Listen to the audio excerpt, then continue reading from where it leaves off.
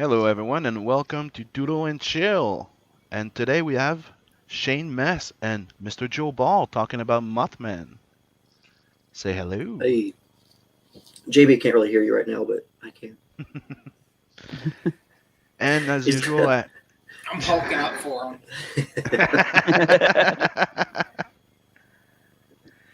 he's flexing. I And haven't as done a gym for usual, like 3 months. I can tell. we got Oh, We got Michael Oh Beacon in no, the house Hello. and Ace. Jack to the ears. What's going on, everybody? I got a shirt on. Check it out. There we go. You can pick up some sweet Ace merch too while you're at it. If you're hanging out with us at the Save Comics Workshop on the Etsy Be store. this guy that for no reason he's Drop the link in a second. See if I can get you on here, JB, as audio. I'll take this off. So today we're doing the show and we're going to be talking about it's Cryptic Legends and starting with MothMan. Right, Shane? Yeah. Sorry, I was trying to figure out some. Yeah. Yep. Jim Mothman. I don't know if I was supposed to draw something or not. I have JB here though. I can just hand him a pencil till his wife gets here. He can draw a little stick figure. So from the title, I get that it's not just going to be Mothman. It's not a Mothman series.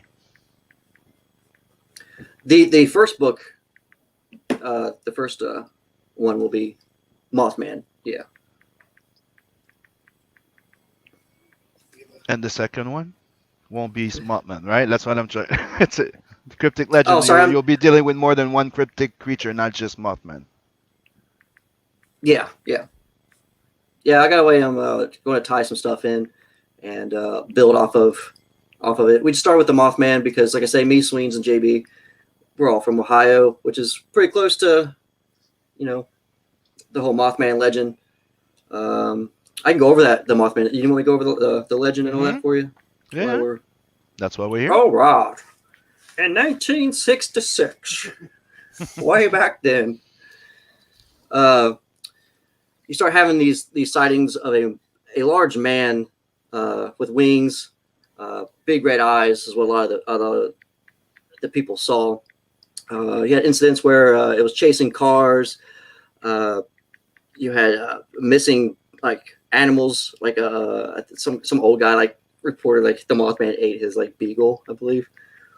And then you start getting reports. Some people saying it was a sand crane, but you also have in Point Pleasant. It's known for the TNT bunkers, where it had like a military facilities and stuff. So then you start getting the stories that was it a government experiment that got loose.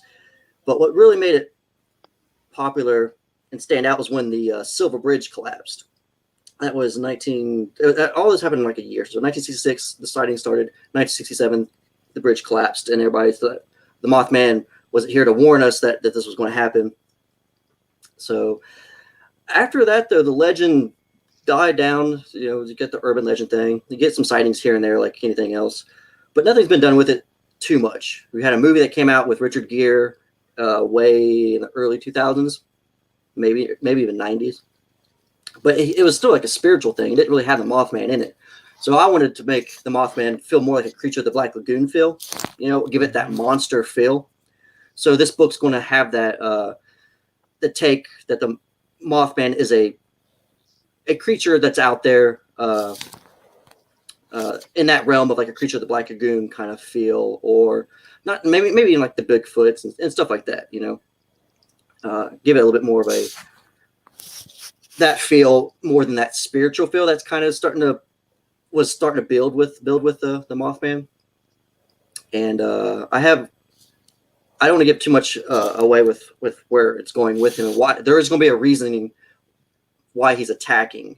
I don't want it to seem like it's just like random. Also, I made the Mothman like an evil thing that's out to kill.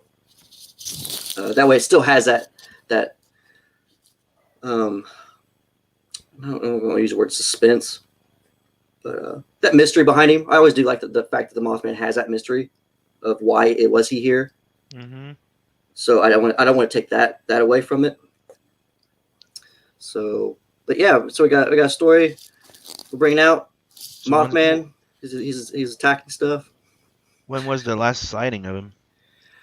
I'm just really familiar with the 60s stuff, like the Silver Bridge and all that. I'm sure, like when you go to Point Pleasant, you have people that will talk like kind of like the Bigfoot thing, like, oh yeah, I've seen him, but I think publicly, I don't know what the last big story. I actually think there was a claim like in a city somewhere where another catastrophe happened, and somebody tried to say they saw the Mothman there, Mm-hmm.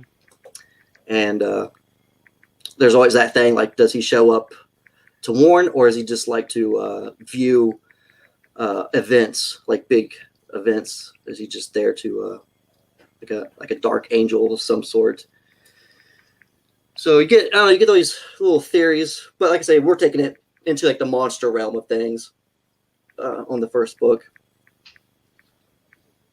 and like I say, we're definitely going to have it to where it builds off from there. But it was a good starting point for King Toad, for all of us to join together in a project and collaborate. Yeah. So there's not, I don't know, there's not a lot of horror stuff in the. I mean, I noticed a lot of people doing zombies right now, Mm-hmm. so I didn't really, and I do like doing more of the horror stuff, probably more than JB and Sweens, obviously.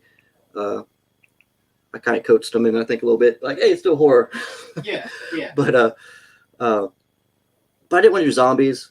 I'm seeing a lot of zombie books right now, which is fine. It's just I don't want to be a guy that just comes out with another zombie book. I don't want that competition. But I'm not seeing a lot of monster type books, so I thought that was kind of a cool angle to that. And like I said, we're going to launch on Halloween like time, so that's also a good perk, I think. Mm-hmm. Okey spooky. So you have here the vision of Beacon working on the Mothman. Nice. Me, I started with this. I guess I could draw something. I'm more. I was I was remembering, like you would just drop in front of vehicles sometimes. So I started doing that little. Oh, somebody's That- calling. I'm going up. Yep. But then I Mothman just started landed doing on it. this. I thought that would be better. Oh, nice. When he was running down people in the field or something. Mm-hmm. But flying down people.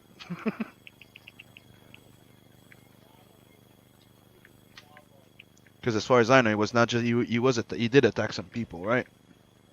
Some people disappeared. Yeah. There's claims of the most famous one I think of is like the car chase, where the couple that had Mm-hmm. the car chase thing going on. But yeah, like I say, it's a legend that's popular around our area because we're close to the West Virginia Point Pleasant, and So for us car it's like chase. it's as famous as like the Sasquatch stuff. So I was like, yeah, we'll play on that. I can do something with it.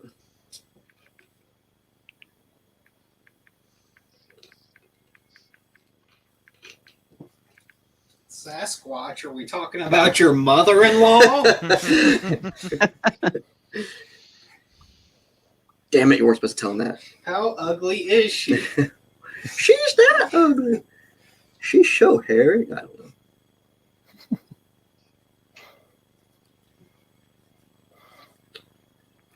No, man, what I like about this is it's really, you don't see a lot of, I don't think I've really seen another book like this in a CG. So, one of the things that, if you're not going to do, I'd say something more like traditional kind of comic book inspired, it is good to take like a left turn and do something that nobody else is doing.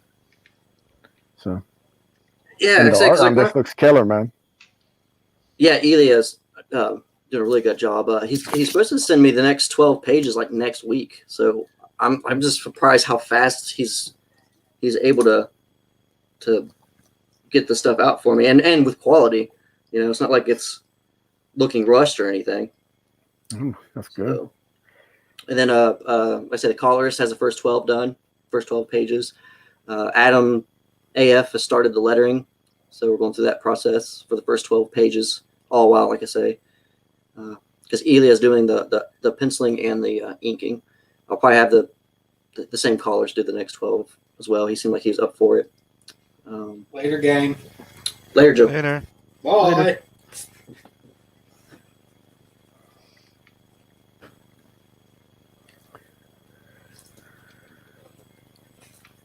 But sorry, I'm drawing at the same time. So you're talking about a car pursuit. There you go. I'm not the best artist. Well, it's all about hanging out, talking about the book, and Mm-hmm. you know. And when we're done presenting the book, you've already pitched it, so we can talk about cryptic monsters. Like, tell us more about the legends of Mothman, because we don't all know the stories, and other maybe cryptic creatures that you might be planning on doing, like the Jersey Devil or stuff like that. Because I know you have plans of doing a lot more than just, Mothman. Yeah. Well, I kind of I don't have know, more. man. I kind of tie in the universe together. That's why I can't say exactly, all the creatures I want to bring in, because I want it to be a little bit surprised of where that's going. You know what I'm saying? If that makes sense. That's a bad thing about that. Like, it's going to be a tied-in universe, so I don't want to reveal the next one up, obviously. But we're both, me and Joe's working on that's another reason we met today, was to talk about a little bit more of the second book, what we're going to bring into it. I mean, I already got like a lot of it planned out, but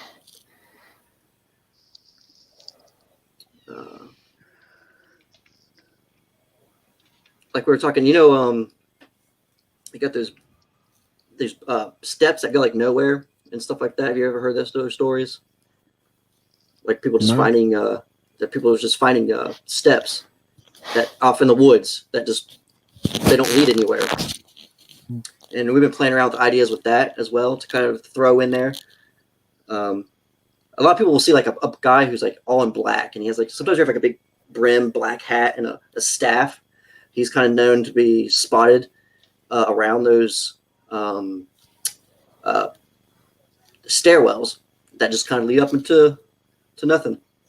So we've been brainstorming on some of that stuff to help tie in where we're going as an angle as well.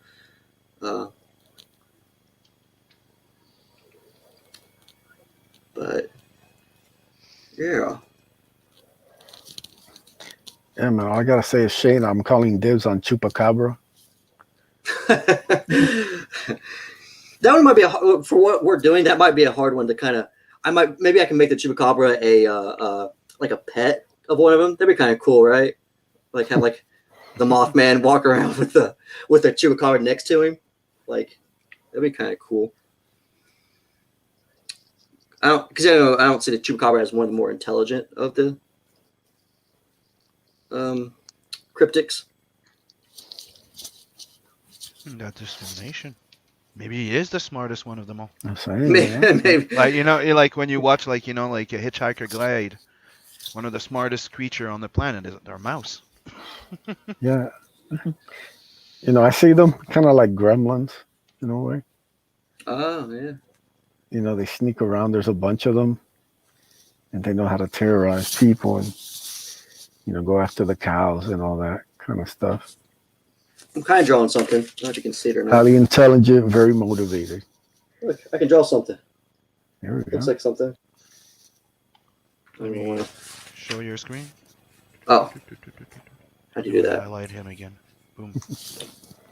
Oh, yeah. Look, I'm drawing something. There we go. Sweet. Nice. Yeah, looks Nice. Looks more like an alien, I think, when I'm drawing him. He looks too much like a Mothman. Now back to the beak. All right. Sort of give them. Do you guys got any let's urban legends from where you were at? What about a good Canadian one? Canadians have something, right? Got any? We have the Wendigo. Ooh. Yeah. We have a whole bunch of Indian ones, but out of my head like that, no. Wendigo is fucking weird, man. Yep. I had a podcast with a buddy, Bart. Like I said, before I started the comic book thing, me and my buddy at work, we started a podcast, Counting Creatures, and we did the Wendigo. I believe that's one. It's actually like the original story. Didn't somebody kind of go mad and like eat people originally? Yeah, that's the original story. It's somebody that goes mad, starts eating people, and the more you eat people, the more it Yeah. makes you feral and transform your body into a monster. Yeah, it was a hard one to explain in a podcast because I was like, because the more you dig into it, there's a lot to that. Yeah. It's not like a particular monster. You become the monster in a Yep. sense. By eating people, that makes you a monster. So you will eat even your body will transform into it. Yeah. There's a certain version also of the werewolf called like people in English people make the difference between the loup-garou and the werewolf. And the loup-garou is a bit that same principle, a bit of the Wendigo. Mm. It's a more feral man. That if he starts being falling to carnivorum, he becomes more the beast, right? Mm. And the more you fall to it, the more you become a wolf, and those are the ones you end up being a freaking wolf at the end, like the Indian one. If you fall too much into it, you're trapped as a wolf. Kind of if you have a counter on it. It's a bit based on the same principle they did with vampires. Like before, like you could get bit, but if you never fed, you would turn back into a human. You would not make the full turn. Mm. Okay. That could Yeah, kind of yeah. save you back then. Yeah, there was like that. I That's remember like like, the old. there's like a gruesome story like where a guy like ate his family or something, right? Mm-hmm. Yeah, that was like when I looked into that one, I was like, man, that was a pretty dark one. It was cool though. Yeah. Yeah, because like when you look at the images, like you see images of like almost like a deer, like a zombie-looking man deer. That's a weird image to kind of process, but it's like a deer walking on four legs almost. See, that's what I'm saying. I just made a research check. It goes in Canada. There's been numerous reports of land, lake, and sea cryptids. Giant, hairy, wild men appear in native folklore under a variety of names. First one, the Wendigo. Among the Cree and Ojibwa of the Hudson Bay area. The Chino, the Micmac of Nova Scotia. Hey, the Chino. Yeah. I just backed that book. Yeah. That what's his face did. I wasn't too sure if he made that one up or not. I wasn't actually familiar with the Chino. And the But Sasquatch too is there. Mm. In BC and Alberta, and the western of the U.S., where it's called the Bigfoot. So Sasquatch and Bigfoot. Right. Okay. Yeah, just want to take a second to hail the chat. El Gargoyle's in the house. Chris is in the house. Bogdan is in the house. Thanks for stopping in, guys. Make sure to like and share this. Stream out to everybody. Hello and welcome. Yeah, our Gargoyle says that there's news reports of a dude who was decapitated in this bus. By which urban legend is that one going to? Is that like the Mothman thing? I'm not sure. Let us know, El Gargoyle. You're talking about Bigfoot earlier.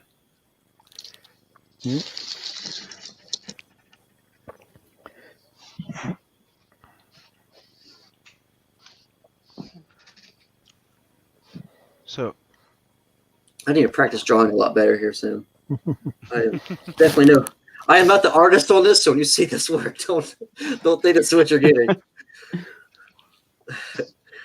Well, I just did a Google search on Indiana cryptids, and there's one that interests me: the mud mermaid. The mud Mud? mermaid. Yeah. What's this about? Interesting. Okay, just trying to see what there is aside from about 5 feet in length, yellow in colors, extremities resemble hands, and are webbed, have sharp claws. It's has no hair, but ears shaped and pointed, stand up like those of a dog. So yeah, that's about all it says on it. So that's interesting. Gotta watch Wow. out there for them mud mermaids. So they're on land then, right? Is that Yeah. a land thing? That's kind of creepy. Yeah. Kind of cool, interesting take. I know. Yeah, It's like you can be walking down the wood and Mud mermaid, boom, yeah, you're dead. you'll be dead. Man, I can't. This guy keeps looking at his boobs and it's driving me nuts. I can't draw. Sim. I was practicing there for a while. I just kind of got away from it because I was like, I better get back into the writer side of shit, and it kind of took over. So I'm forgetting everything already. I'm trying to figure Yeah, out how. why I do all get this ahead. work when we can just pay somebody to do it? Yeah. Exactly. By the time I get done learning, you know, It's like, come on, you got time to he's so stiff do looking. all this detail in these pages. I'll pay Sim to do it. Yeah. There's my MothMan. I'm testing something, trying to get a Mothman head that's a bit different.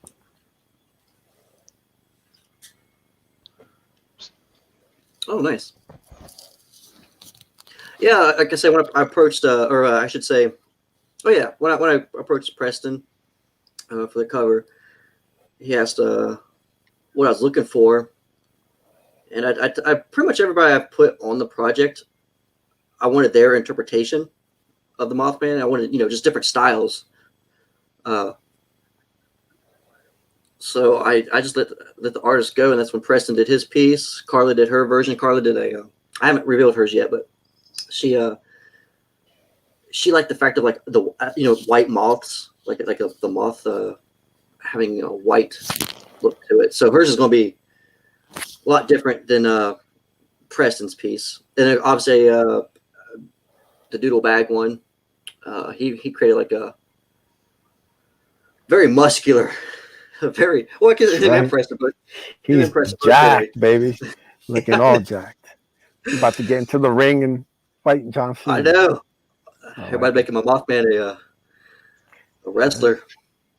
Like, I got come on, Triple man. H modeled or something. That'd be for my- awesome, man. Come on, Mothman, the the Mothman comes out of Mothman. the ring. Yeah, man. He comes out with like you have the whole outfit, man. It could be like the first ever like breakout American luchador, you know? Yeah. Maybe he has like a cape, not quite like a Yeah. moth wings, but like a cape. Yeah, it's not like a big cape that. He has big That's red like- goggles. He takes off when he gets in the ring. Yeah, man. All right, I'm I need to into pack on about 100 pounds, and I'll go do that. Put it on a. Make that a part of Phil's book. Yeah, He's got a wrestling Everything- character he's working on. everything's in that Yeah, book there you already. go.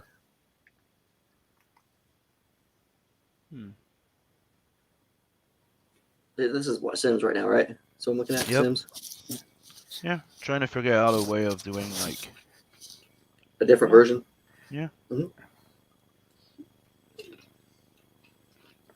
But that's what you told me. You wanted to see different version of it. And I'm like, you know, Yes. because I asked you like, you have a basic design. You go, no, I want to see everybody do their own designs. I'm like, okay, so. Because that's like I say, like, I go to the festival every year, except obviously this year with the COVID. But you'll see like different prints and stuff. I mean, sometimes it is kind of annoying because a lot of people have like the generic, where it's just black with the red eyes, and you see everybody marketing that. And I like when I can see other people's doing something a little bit different with the character. Yeah. You know? I'm Make very it- much the you know, same way. Like, whenever I get like art and stuff done, I'm always like, you can keep like the couple kind of big trademarks of the character, but do your own spin on it. Like add what you want to do. Like, it's a lot more fun that way. Then when you get like a different piece, and then you might take something from a piece an artist did, and it'll shape the character in a different way. So Yeah. Well, that your artists have more fun with it. I don't like to even with Elia when I hired him on, and he's like, "Well, how do you see the Mothman?"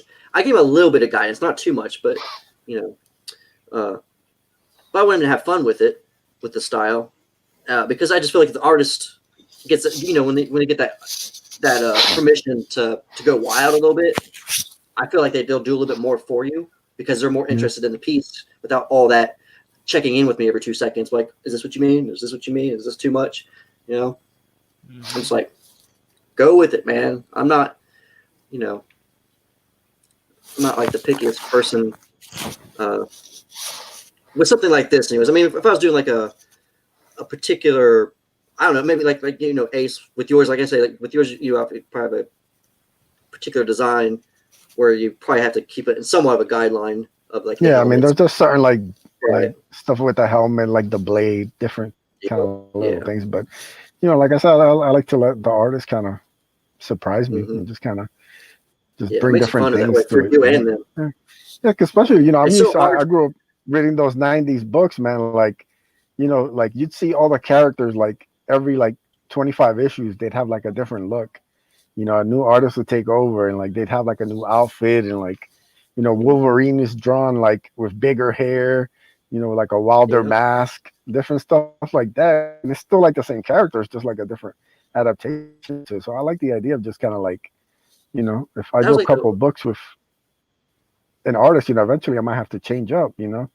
So I want to get yeah. somebody who's gonna give it its own spin and then gonna take, you know, give it like another idea. Well, So good thing is, I mean, I don't give anything with your story, but you might have potential to upgrade. You know, like stuff can happen with your armor and stuff to where, you know, if it takes off, you can have different upgrades and design suits and stuff, which would be pretty cool. yeah, it's a lot of different options, a lot of ways you can take it. Yeah. But yeah, that's how I felt with the Mothman thing, since it's has such a loose base of people just describing, you know, a moth-like man with red eyes. Gave me a lot of room for people to do interpretation of what that would be. But like you said, like the comics, that was like the sad thing about X-Men for me back in the day. I always like when you said Wolverine. It seemed like all the cool Wolverine designs stopped once the movie came out. I was like, once the movie came out, everything was like Hugh Jackman in black. I was like, damn it, that's all we're going to get for years now. But before that, No. there's a lot of awesome. Yeah, like the Wolverine. yellow suit, the brown suit. Yeah. You know, just like different artists, like When you get just that going really nuts on it. crazy blue hair and he's Yeah, like really they do like the even like when he's going as Patch, yeah, like the eye patch and stuff. And then even like his hair, like people draw it completely different. You know, some would Yeah. have it I shorter, always had the spiked. short one. I Yeah, love the like short when he had the cigar. I was like, yeah, that was Wolverine for me. yeah. The other guys, It's like you kind of know, slicker. they'd go wild with the hair. You know, it'd be really ultra spiky and kind of crazy. You know, so it's cool. Like you know, it's just like gives you still the same characters, just gives you a different look. Yeah. Hmm. That one looks more like a bunny. That one looks more like a Yeah. moth. Yeah. It's like Hmm. like what's the evil bunny doing? Yeah. That's his nemesis. Was testing to something different. I'm like, you know, how can I make a cool mouth? That's Mothman versus hair the bunny the from hair man. Monty Python. Monty Python rabbit meets Mothman. I'm going with a more like armored. Oh, armored. That's cool.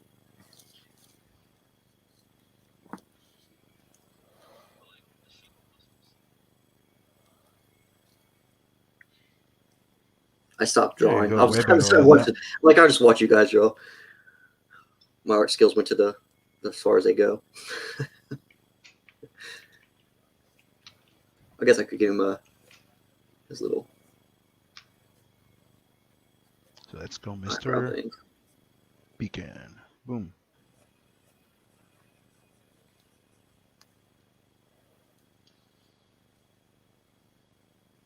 Yeah, I think I'm liking the first one better.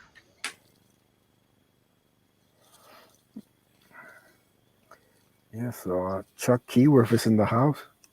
You haven't missed much, brother. We're just here talking about the Mothman and your favorite urban legends. Feel free to add on.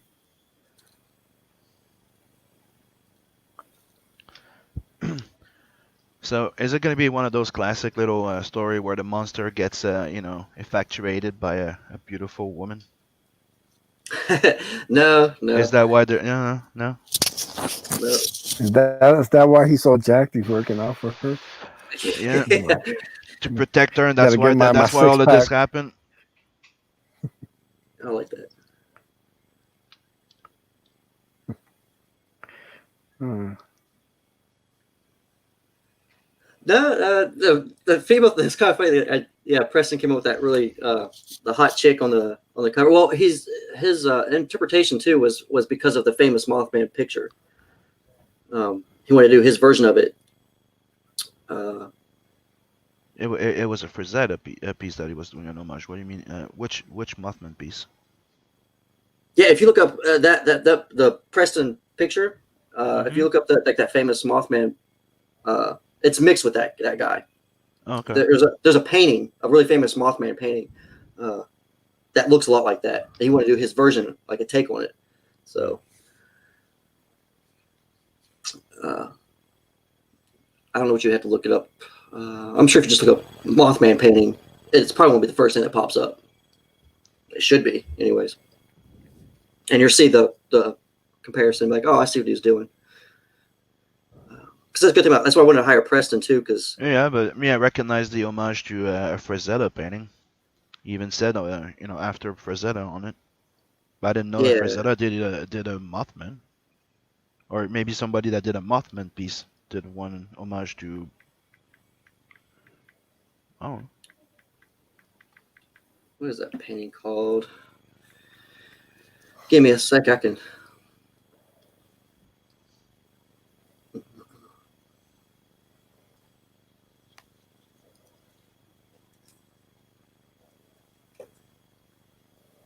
But yeah. Yeah, no, you're both talking about the same thing. The painting was Okay. done by Frazetta. Was it for? Okay. I thought he compared it to like two people. That's why, I was like, you do your thing, Preston. I'll was down it with was it Mothman? No, it wasn't Mothman, was it? Yeah. The original by Frazetta? Yeah. Alright. Yeah, I just looked that up. This is a painting by. Hold on. Yeah, You look Frank up Frazetta. Mothman Yeah, painting, and it comes yeah. up 'Cause on he the said he corner. wanted. Yeah, he said One he of wanted the to do images. a Bisley version of Frank Frazetta. And I said, okay, we're good with that. Oh yeah, just saw it. It's a pretty cool piece, though. I mean, I'd like to get that as a poster and put Yeah, hang that on is the very wall. kind of like insecty though. That's like the main Mhm. difference, I think. Yeah. The Frazetta piece is a lot more like insect like. Alienish. Yeah. Yeah. Preston's like, let's do this comic book version. I'm like, okay. Chuck says that's somewhat Danny Darko-esque. Yeah. Yeah. I was like one of those people that wasn't the biggest fan of that movie. Yeah, no. Donnie Darko. I think it got overhyped for me because I didn't see it when it came out, and one of my buddies was like, "Man, you have to see this movie. You have to see this movie." He hyped it up, and I go and see it. I'm like, "All right, rented it or something," and it had some cool moments, but it didn't do much for me. I think that's the style I'm gonna go with as a design.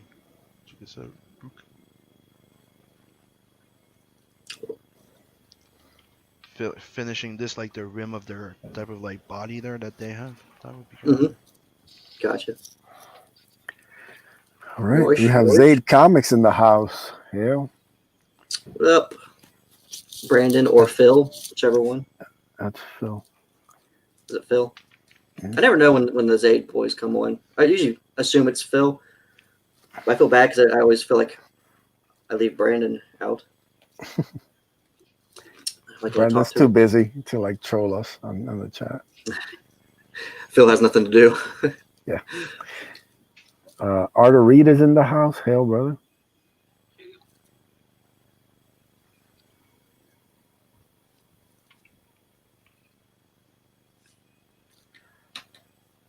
So yeah, guys, feel free to drop your favorite urban legend, your favorite cryptic, all of that fun stuff. I'm just still thinking about that mud mermaid. Why did they like? Is it like Okay. just some meth head who fell into like a mud puddle and like? Is there pictures of it? Did you get any images? Because I'm wondering if it's a mermaid, but does it have the mermaid legs? Like, or Let's fins? see. Like, is it just sitting in mud puddles? I'll Google it. Look, man, mermaids are gonna be big in 2021. I have a feeling. See, a little crossover there. MothMan and the Mud Mermaid. Like, get away from me, you freak! I'm not into this kinky stuff.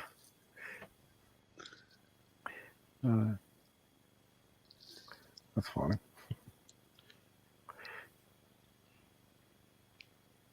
Okay, I think I'll go with that one. Like that one too. Oh yeah, that's nice.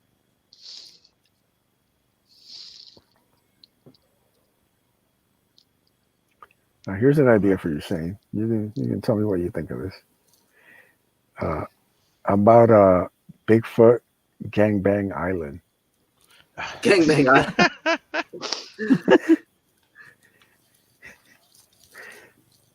Love it. I know. Actually, I think we'll just cancel the Mothman thing right now and go with that. That sounds. We go work on that. I think I'm gonna work on that. Bigfoot. Yeah, it'll just be an audio book. You know what, man? Did you guys ever watch the Bigfoot show? Anybody ever watch that? Ever catch any of the episodes? I think it was on. Sadly, I think it was on Discovery. Even No. that's where that damn network went. But I'm sorry, Gargoyle's cracking me up. He's like, "That's a porn." I could never stand the Bigfoot sightings when it's just people will be out in the woods and they like smack a fucking tree, and then they wait, and then they hear another like smack or knock in the distance. Yeah. And they're like, we're are these people? I'm from Ohio. I grew up in, my parents have 9.5 acres of woods. You hear shit all night long. You got all kinds of animals in the trees, knocking stuff down. You got deer moving. Noise is made at night in the woods. So when these people are like, I got Bigfoot on audio smacking trees, I'm like, are you fucking kidding me? It's probably your own echo from your damn stick, you idiot. I can never stand that as evidence. I mean, yeah. I like the Sasquatch thing. I mean, it's a little bit overdone because it seems to be the most famous urban legend because it's in it's everywhere from Japan to United States. There's a form of the legend, but man, the smacking the stick thing always irritates me. There was one year my family when my family went down to Florida, we stopped by the Swamp Ape Research Center because it was like right by where we were. The fact this research center is funny. Yeah, it's like holy shit! There's a Swamp Ape Research Center right by us. It's like, you want to go check it out? It's like, hell yeah! So you go over there. It's like pretty much just like a little miniature zoo run by a redneck. That's pretty much it. Like probably had the prints, like footprints, probably. Yeah, they have like a little gift shop up front. I got a shot glass from there. I don't have it on my desk right now, but it's around here somewhere. Yeah, but everywhere has a Bigfoot, man. It's crazy. Yeah. We have Ohio Grassman. How redneck is that? That's our Ohio Bigfoot. Is that Joe Ball's nickname? Yeah, he got drunk one night and was stumbling around. Yeah, we know. But apparently they call him the Grass Man. He gets high and runs through the woods. That's apparently it's a stinky Bigfoot as well. It smells really bad. Oh man, that's the best we got, Ohio. Yeah. I mean, you got West Virginia right next to us has the Mothman, and we get Grassman. Come on. Look, man, somebody's got to draw the short straw. Oh, we do have a frog legend. God, what was that called? I don't remember. The Loveland Frogman. We do have that. The frog, man. Yeah. So we have Cyber Frog here. So just to let you know, There you go. the real one's here. A grown man hopping around the city as a toad. It's actually pretty funny. The first sighting of the Frogman in Loveland, it's old. It's like a 50s type thing, I think. Was a guy coming home from a business trip who saw 3 figures on the side of the road. He stops, and when he sees them, it's like 3 frog-like creatures. One is holding a stick that emanates like light or sparkles, and it scared the guy so much he got back in his car and drove off. So apparently, this guy saw a wizard frog of some sort. 3 of them by the road, and That's amazing. That was the beginning of the Frogman legend. And then later on, there was another sighting where somebody I think claimed to have hit the creature, and the cop goes and checks it out. He finds something, he shoots it, and it trails off into like over the guardrail. And later, that cop, because it was by the police, so everybody took it a little bit more serious. But he tried to say, he shot at a giant. He said it's pretty much somebody's iguana that got loose, which is probably more likely. Somebody's giant fucking iguana just. Why would you shoot it though? Like, why are you shooting the damn iguana? They probably just laying on the road. But he shot it and it ran off scurried off into the woods. I know, man. That sounds legit to me. Yeah. But yeah, we got the Frogman and the Grassman. You can see why I went with the Mothman. I'm like, all green all the time, man. That's how Ohio gets down. I just want to say hi to a comic book black belt. Chuck says Discovery went too hard into pseudoscience. I think all the channels were hard into pseudoscience. They need the views, man. Comic book black belt, thanks him for dropping by earlier. Chuck Keyworth sings "Take Me Home." And Ogargo asked the important question: is Bigfoot gonna get Me Too'd? I've heard the rumors. Yep. About him taking women back to his lair. So watch out. Hashtag Big Me Too.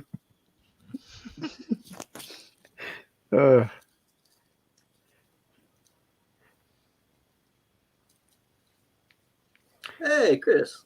Yeah, Chris saying Country Roads. There you go. I did my first live stream with Chris. Thank you, sir. Get the whole chat going. Hopefully Chris is feeling better and not the walking undead there, like he was on the stream. I was like, all right, I'm finally going to start doing these streams. And it's awesome because I wanted to start with Chris because Chris is one of the first people I talked to when I started getting into knowing everybody that's in the community. So I was excited to start streaming with him. And then it was getting late in the day. I'm like, oh, that's not going to happen. And I found out, like really super sick. And I'm like, oh man, I felt bad making him kind of go through it. He could have canceled on me. I would have been fine. We could reschedule, but he didn't. Sim helped out. Sim was there, but it was pretty cool. Chris probably doesn't remember a damn thing. He was like half dead in the chair, like laid back. Look at Sim trying to get those foot fetish views. That's not me. That's Beacon. Oh, Beacon. Oh, yeah, it's very unhuman foot. Look, man, these weirdos don't care. Oh yeah. Yeah, so if you're into feet, right? You can back 7 legions. Yeah. You get all the weird feet you want. There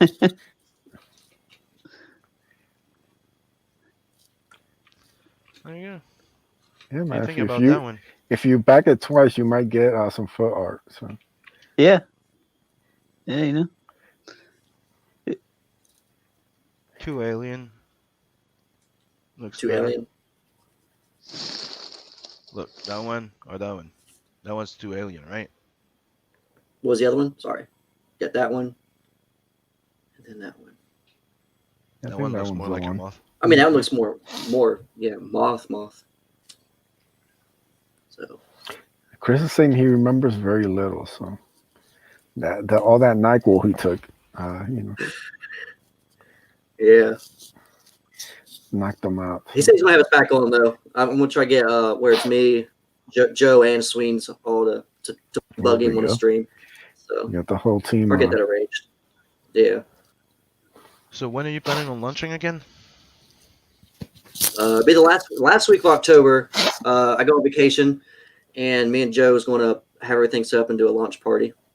Oh, nice. So, yeah, that also gives Joe enough time because he wanted to do a Mothman Halloween like piece because he originally had a piece that he showed me. Then he kind of like decided he wanted to do better, and I was like, I mean, they look cool to me. I mean, I don't know, I'm not the pickiest as long as it looked like a Joe Ball piece to me. But he wanted to make it a little more Halloween themed, so we'll have that piece revealing on the launch. Sweet. Along with I haven't really decided if I want to do Carla's piece like on launch day or just get a hold of Carla and see if she wants to do a stream and then she can show off her piece because I know she's really excited. She's like, when do I get show? When are you gonna show my piece off? I'm like, I wanted something to save, to show people later on, but. Yeah, man, that's one of the hardest things. You have all this cool stuff, but you're trying to not spoil it, so show it off. But you're like, man, Yeah. I need to hurry up and get this thing out so I can show everybody. But you It's also all right. want people to know what they're getting into. That's the hard part for me. It's like Yes. you want to show off a lot of stuff that way they know they are getting some really quality stuff. Because like when I got Carla's piece, well, I'm trying to think where Carla really started like catching my interest because I say I came into her campaign a little bit later. I had a backup Grim Reaper 2, and she was doing I know, man. something, and I was like, man, I'm so she's jealous really, you got it. yeah. So I was like, I had to reach out to Carla. She should do a Mothman piece, and also because I adds a little bit of anime because she loves doing anime. I'm like, sweet, I can do it. I get an anime Mothman.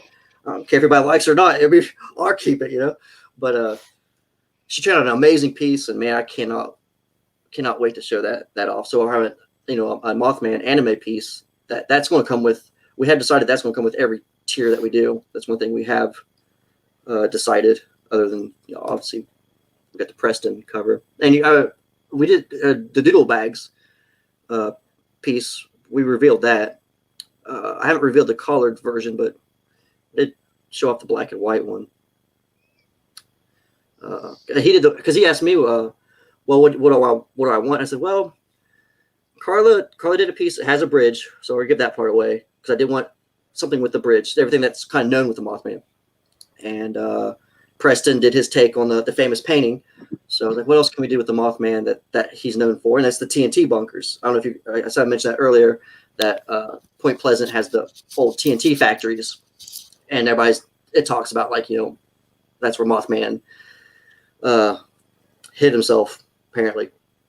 So Doodle Bags is like, yeah, send me some. He said, send me some reference material, and I'll do something with the bunkers. So the piece that you see, that's where he's like raised up like that, and then he has the bunker underneath of him with the chick in it, or yeah. So that was where I went with that.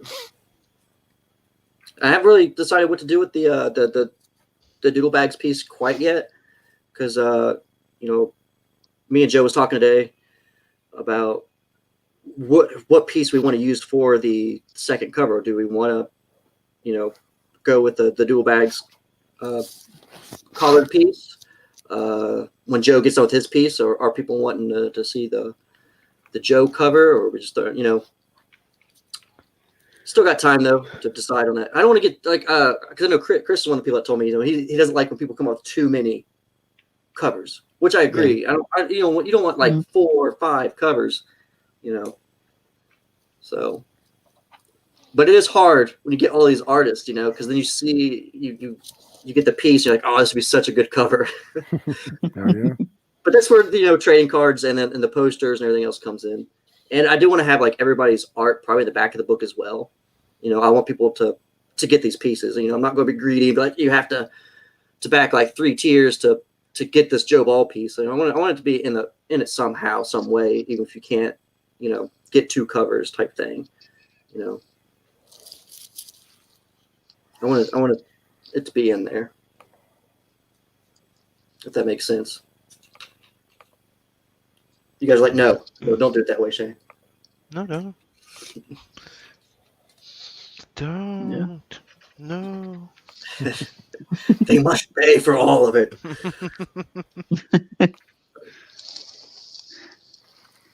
No, but that's why you do unlockable like prints after the way Yeah, they can yeah. pay.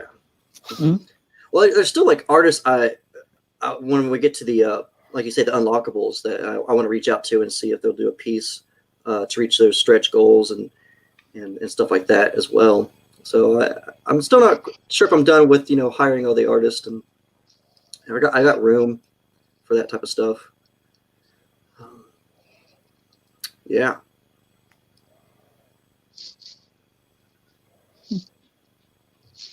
So what other cryptic animal fascinates you? Oh man. I guess it's not that so much the Loch Ness monster fascinates me, but it would still be cool just to go to the lake and look for yourself kind of thing. I always, I don't know, had a fascination with that. Even though they've about debunked that as about as much as you can with the Loch Ness monster. It's just a log. A log, they've giant pike, they've had that theory. I mean, they've literally had like researchers got there with like, $1 billion kind of, or not billions, but really scientific gear out there on these boats, scanning it with all kinds of radars to heat sensors to anything and everything. They've come up with some small stuff like, oh, look at this giant heat wave we've had. We can't figure out what it is, but overall, I mean, with science the way it is these days, for that large of a creature to exist, I mean, the food source alone. I mean, it's a big lake, but it is a man-made lake. I mean, we even know the original was faked anyways. We knew that from, that's already been debunked. The guy created the legend. So, I mean, it's amazing that there are still people that, I don't know, it's kind of like, it is nice to always have that hope, that mystery. Yeah. You always have to have a little bit of mystery in life. What, life ain't fun. It shows to prove to you that people still need storytelling because they're willing to believe Yeah. pretty much stuff that I don't know. Maybe it's crazy. There's something you can believe in so much that maybe it does manifest itself. You get all that kind of crazy talk. Mhm. I'm not a religious Oh, there's person. obviously a scientist somewhere trying to recreate a MothMan. That's Yeah, for sure. obviously. But a lot of people, I don't know, man. I think people can believe in stuff so much, and maybe they can manifest things. Maybe dark things and creepy things can latch onto shit like that, and shit gets created. I don't know. Yeah. I mean, you guys ever watch? This is totally off topic. You ever watch Hoarders? What? You ever watch Hoarders? The show I mean- Hoarders? No. Okay. Well, I get lazy, and at the middle of the night on vacation, I didn't have much to do. I mean, I'm caught up on everything, so I'm like, I'll take the time off. I'll watch some Hulu. I was watching Hoarders, and it's basically what it is. It's a bunch of people that hoard, but this lady, man, not only does she hoard, she went through a divorce. She went through a divorce. She was all crazy, and she has a cat skull that she found, and she calls it Friend, and she keeps it in like this cabinet, and she puts blood on her doors, like Jehovah, like the whole put the lamb's blood on the doors, the whole biblical stuff, and she has all this whole demon, believes that demons in her house, all in this hoard. It is a scary looking fucking house when you have not only a hoarder, but a crazy person at the same time, talking about demons and Yep. I don't know, man. I'd love to do a story sooner or later. I don't know if that's what I was getting at with this, but with that kind of stuff, like I love the paranormal. So I mean, I went with the cryptic thing starting off because, like I said, I haven't seen much of that being done, so I didn't want to do quite a ghost story yet or demons. I'll let Preston take that lead with his 9 devils thing going on. Let him jump that gun. But I'd eventually like to get into some of that kind of stuff because, like I say, I love like Carla's show. Carla does like a piece or a show where she does she talks paranormal. I try to catch those because I don't know, that shit just always, I love that shit. Paranormal. Oh, yeah. Yeah, I like to listen to like creepypasta stories, like the good ones. Hmm. I yeah, there was one I listened to not too long ago. It was like I wouldn't quite call it creepy or a horror story. It was like it had horror story type creatures, but it's like this government facility where they lock those away, and there's like a jailbreak, and they all just start slaughtering all the guards and everything with all their like supernatural powers, and like they start turning on each other, and there's like it's almost like a battle royale sort of thing where there's like all these monsters just killing each other, and it's just sort of like it's this really cool story because like the protagonist, he's sort of sitting in this security room, just sort of watching all this go down. There's like this like vampire cop, a priest from another dimension that wants to wipe out all humanity, uh, devil robot. It's like all this crazy shit, but yeah, it was a fun story. Most hoarders struggle with some form of mental health problem. Yeah, yeah, Oh yeah. It's an interesting show to watch. Though. Sorry, I didn't mean to cut you off there. That's cool. I was just reading Chuck's comment there. Yeah, it's sad when you watch. I love a lot of the hoarding on the show. At least they fix a lot of the lives around. Even that woman, because like she was out there, man, and she had two kids. Like she was so scared of the demons in her house that they were living in a foster. I'm not a foster house. What do you call those? Like where you just were. I don't know what that's called. It escaped my brain. But she wasn't living at home, so just because she's so afraid of like demons and stuff. But I mean, always the for me, I know a lot of like the zombie thing is really popular, but zombies never scare me as much. I just think zombie stuff's cool. But Yeah. I know paranormal movies got really big, like the Paranormal Activity kind of really skyrocketed.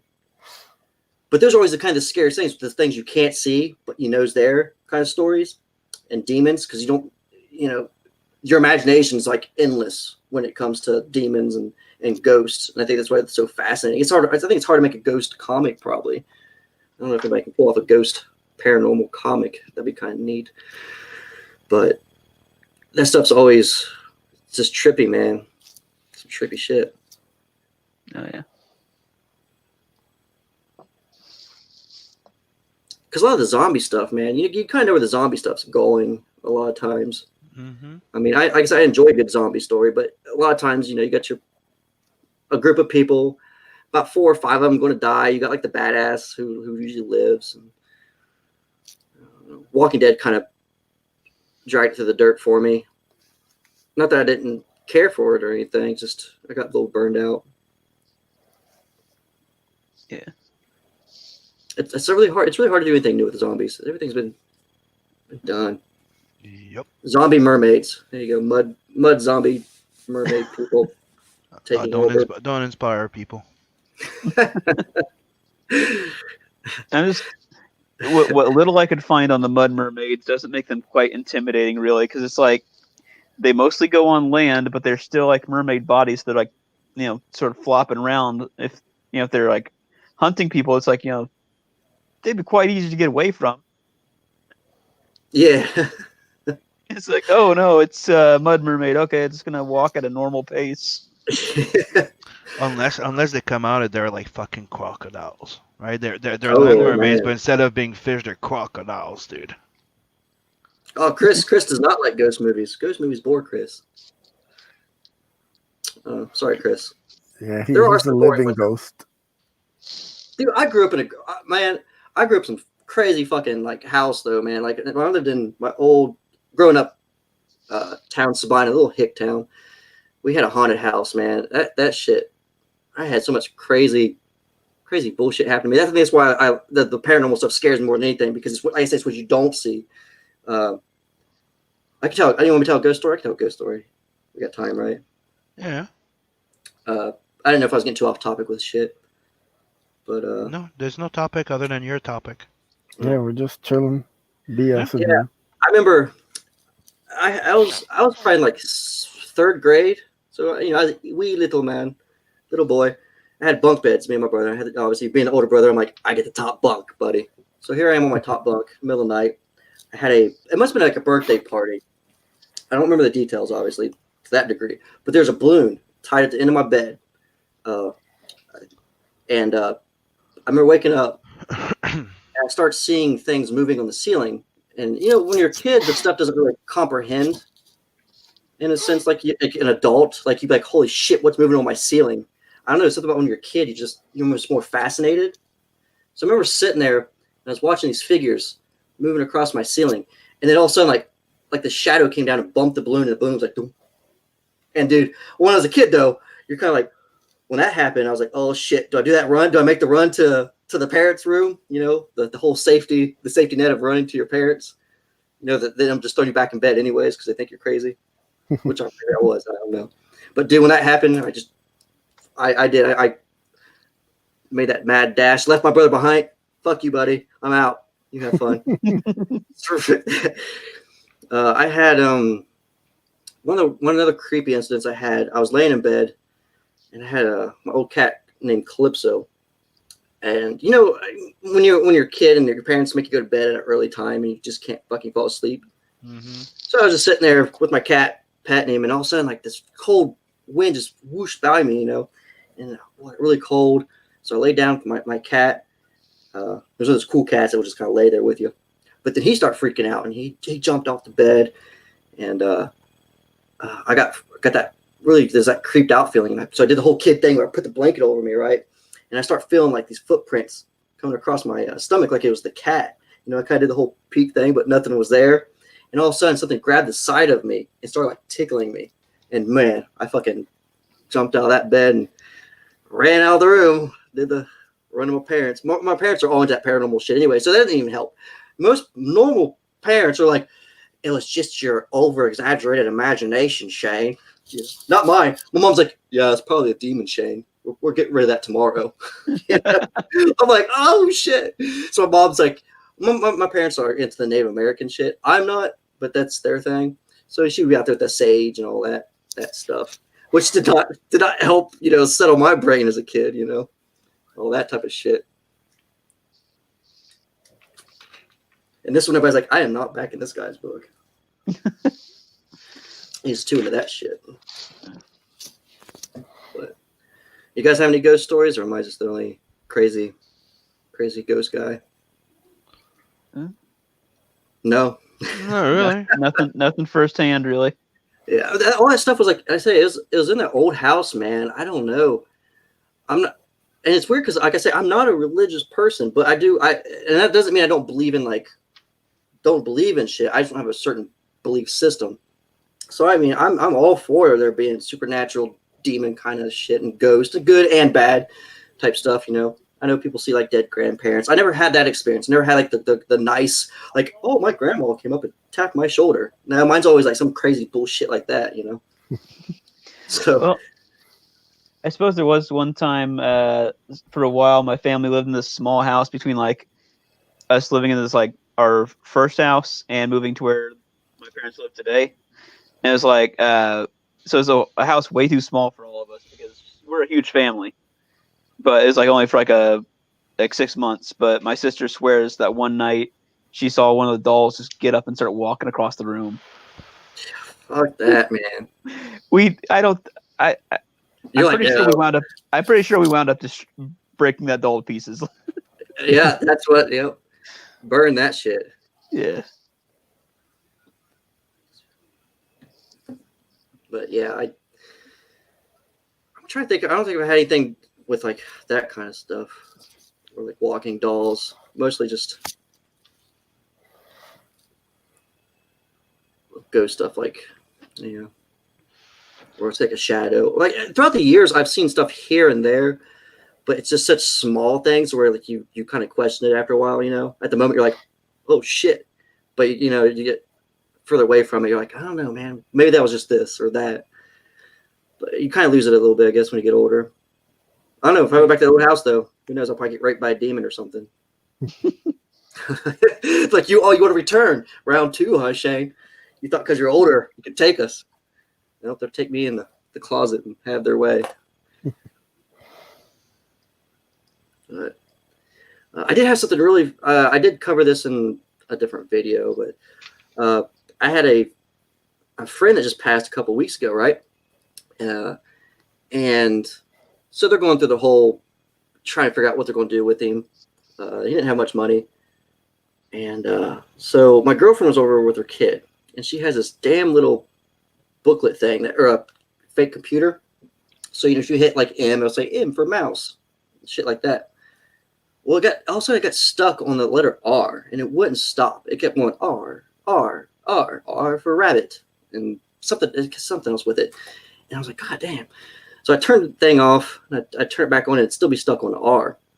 And I was like, what? I think then it hit me. I was like, oh man, Rick just died like last week. His name's Richard.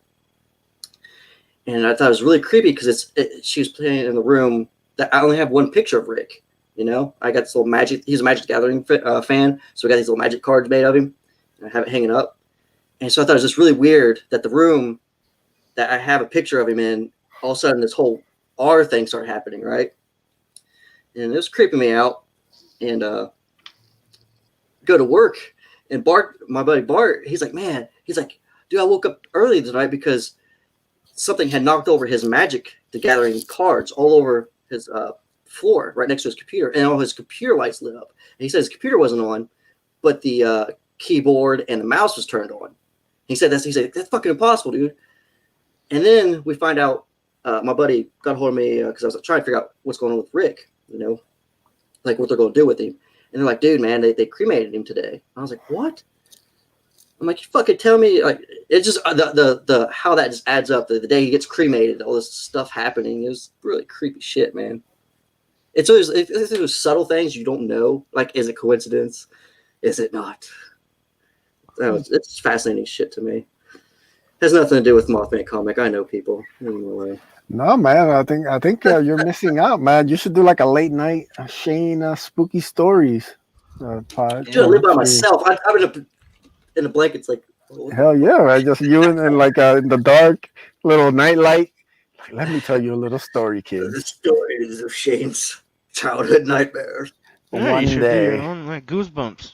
Yeah, man, that'd be awesome. Like people like the weird kind of stories, and it's always good just to do something different for your channel. Like find a different avenue where people can come on. Like people I used to go on Creepy's channel all the time. He used to do like different conspiracies and different talk about the Well, he's talking about starting up our the flat Earth and all that kind of weird stuff. Yeah, me and my buddy Bart, we're talking about starting up Counting Creatures again, our podcast. I don't know, maybe I'll just turn to a YouTube thing. Do it Yeah, that man, way. definitely. That's what Mickey wants to do something similar too, like with his 7 Legion thing. Yeah, man. I Yeah, want to talk to Get some voice actors. to Brandon about doing like something about ancient civilizations. Yeah, like I say, that's a hard thing about everybody asks me, well, how are you going to pitch Mothman and stuff like that, and I'm more into that type of stuff. So I know I'm not the most like comic book savvy guy, like these streams. Everybody's talking about different. Now I've come to know the artists in the indie world, like Sims and the Beacons and Brandon and Phil and Ethan and all these names. Captain E. So I'm familiarizing myself with everybody. But as far as when everybody's going old school on me, I'm like, I read Stephen King books, so I can't.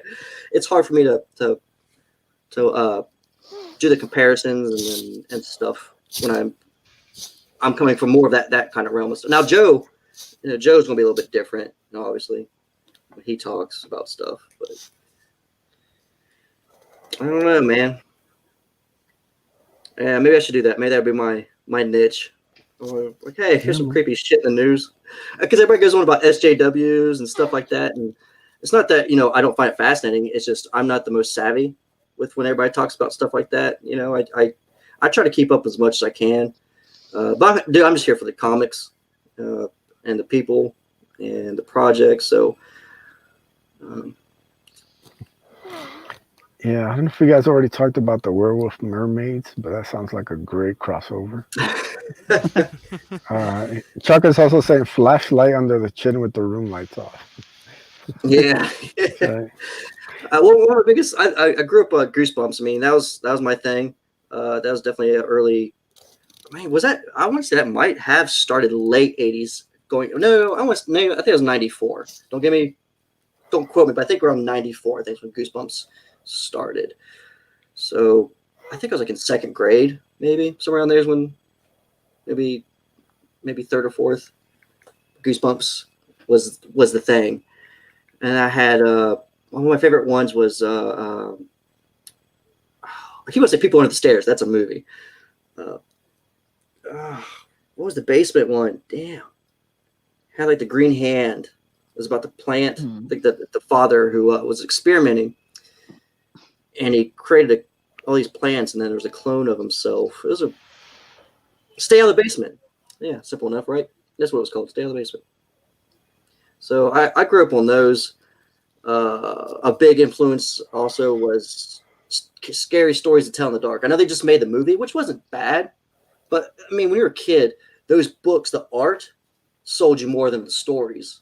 I if they put that book out now for kids, like they actually changed the art. I remember I wanted to get a hold of the original copies, and when I had a local bookstore here, they ordered me what I thought was going to be just new prints of them, which they were new prints, but they redid all the art. Like somebody went and fucked it all up. The art was the best part of those, man. So I had to go and I went to like Half Price Books, and now actually since the movie came out, which is a good thing, they actually did reissue those out with the original art, because that shit's some scary stuff. You don't even have to read the stories; you just look at it, you're like, man, can't believe they let us have that as kids. It's probably the most checked out books, up there. Like everybody's checking those out back in the day. I don't know how old everybody is here. That was just my generation. I'm the '80s kid, so. Well, I remember that. Yeah, I remember those books. Yeah. There's three of them. There's actually a fourth one you can get a hold of, which his son helped put together, of some of the lost tales of because I mean they're all actually old urban legends and old folklore that he took and made a book out of. He did traveling and collected a lot of it. Hey, Mr. Joe Ball's back on there. And sorry, I was looking at the comment. But yeah, man, those are a big influence to when I started writing. And like I said, I started off doing like the kids chapter books. I was doing that. I was actually I had my third one done before Joe got a hold of me and was like, hey, you want to give this comic book thing a try again? Because me and Joe, we go back high school days. We've been doing this shit for actually a while. I mean, you might not know who I am. At least you know who Joe is. Some people know who Joe is. But we've been in and out of this shit for years. And I just kind of went more like the writing style stuff, and he continued on with the comics. We even had we owned two comic book stores together. But yeah, I was doing the chapter book thing before I decided to kind of come back into the comic book side of things. So Joe kind of got me back into it. I was like, all right, why not? I'm glad I did. It's a little bit. I don't know. You are famous, Joe. I was telling him, I think it's so funny because now that I'm trying to do more of the live streams, me and him have like the same little King Toad emblem, and I love seeing the disappointment in people's face when I come up on the chat. I'm like, hey, what's up, everybody? And everybody thinks I'm Joe. Like, oh, Joe Ball's in the chat. Hey, man. And I'm like, nah, it's the guy you don't know. And they're like, oh. And like I was saying, now there's the all famous Shane, so everybody knows him. So like when they see, oh, Shane's in the chat, and they go, oh, that Shane, wrong one. Not that one. That one. I told Joe today, I'm like, I have to change my emblem to like a brown toad and change my name from Shane to Mr. Mess or something stupid. Anyway, quit disappointing people. I mean, you'll start to get well known, for disappointing. Oh, hey, it's that disappointment guy again. Yeah. Yeah, I was hoping I was going to be on Shane. I mean, it's not even a common name, but apparently there's a famous one now. I'm like, God damn it. It's not me. So, I don't know, man. What else? What else you guys want to talk about? I feel like I'm talking too much now. I got No, but we got Michael Beacon here that might appreciate a little extra support for his campaign 7 Legions right now. True. yeah. And right now he's instant fulfillment. Yeah. And one thing I could talk about, since we got on the topic of cryptids and stuff, and the Wendigo. So you know that demon-looking dude at the end of issue 1? Mm-hmm. hmm Yeah, he's not actually a demon, and all I can say about him is that the code name he's been given is the Wendigo. Now, Oh, how much of a clue as to what he really is? That is, and I'll leave that up to you to figure out. Yeah, he's one of the big mysteries of the series. there's a lot going in that book, man. Like, Yep. Yeah, I almost feel like I wish I would have known even more. Going in. I don't know. Maybe it's Yeah. kind of excitement about it too, though. When you don't know, because then you get a little Yeah. bit. You don't have all that expectations, yeah, you know. But when you get that book, like I didn't expect you to have all that in there. I was like, yeah. there's a lot of depth and story in that book. Like, Oh yeah, and you can tell you took your time with it. yeah. There's I've got a website for it, 7legions.com, and it goes like deep into the lore. Oh, So, see, I yeah. didn't know you had- check that out. Yeah, yeah. If you want to look into all the lore for the universe, like all the basic layout of the lore, you can go on there and read through it. Oops. Um, Yeah, definitely. As far as Bogdan's question, I'm not. I won't be answering. I won't answer any more specifics about the character. It's What? as far as figure. Yeah, you're He just gonna will have to not sort of- confirm nor deny it. Yeah. So the only other clue I'll give is that he's got a syringe. Yeah, there's a syringe in issue 2. Their purposes are connected. If you can figure out what the purposes are. So yeah, it's a deep universe. One of the big. It's like a lot of mystery to it. There's basically 3 levels to the history. There's the history we know, the history the 7 Legions know, and a long hidden history that you'll find out through the sources of course of the series. Yeah, and then there's of course the Wendigo character, who's going to be a big mystery. And he's sort of he's tied in. He's very tied into the plot. But, Yeah, and that book totally deserves to be at 10K. oh yeah.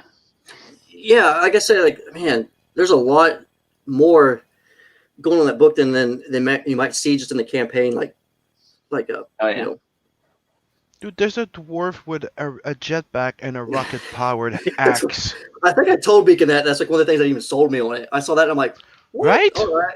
Yeah. I'm like, Right? And I keep telling him that guy should have a fucking spin-off, or he should have been the main hero of the goddamn book. He's gonna appear in later issues, or at least other dwarves will. I know he's going to appear in issue 4, which I'm hoping to get. I'm hoping to make the next 3 issues in the next campaign. So issues 3, 4, and 5, and 3 is going to be epic because you're going to see what the actual demons of this universe look like in issue 3, and they are devastating, and it's going to be, yeah, it's that one's very horror, but it's also like it's got like a a lot of the characters in it are going to be interesting. I hope my goal with that is to make you feel something for the characters as they're going, as like in like these 15 pages I give that story, so that it hurts when they die. Basically.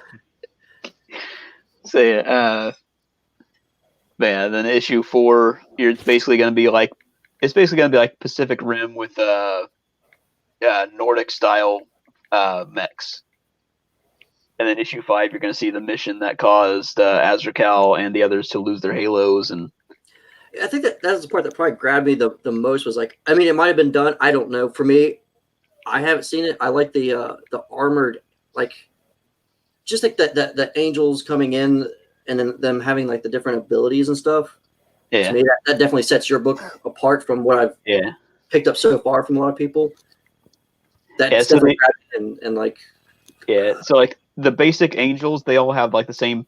They have the same powers. Like it's basically like telekinesis, like a force push style telekinesis. Like they can't like lift things. They can throw things. They can like a blast. And they also have pyrokinesis to create fire. Now they have varying levels of that. But then there's also the seraphim. They have one of seven different powers. You know, like Azrakal can create life forms. Kadra can create portals. dude, the portal, man. I don't want to give Yeah. anything away, but that portal scene was like, oh schnash when that happened. Yeah. Yeah. One of the moments that was cool. Yeah, that Yeah. was one of the funner moments I had writing. Yeah. But yeah, Go ahead. Sorry, I didn't interrupt you. no, you weren't interrupting. But no, yeah, it's a really cool story. Anyone who backs it, I'll be shipping. I can't back it tonight. I'll ship it out tomorrow. So yeah. Yeah, I highly recommend it. Like I'm not just by saying the way, that. But people go ahead. watching, all the links are in the description below for all the campaigns. But yeah, and definitely subscribe to MothMan.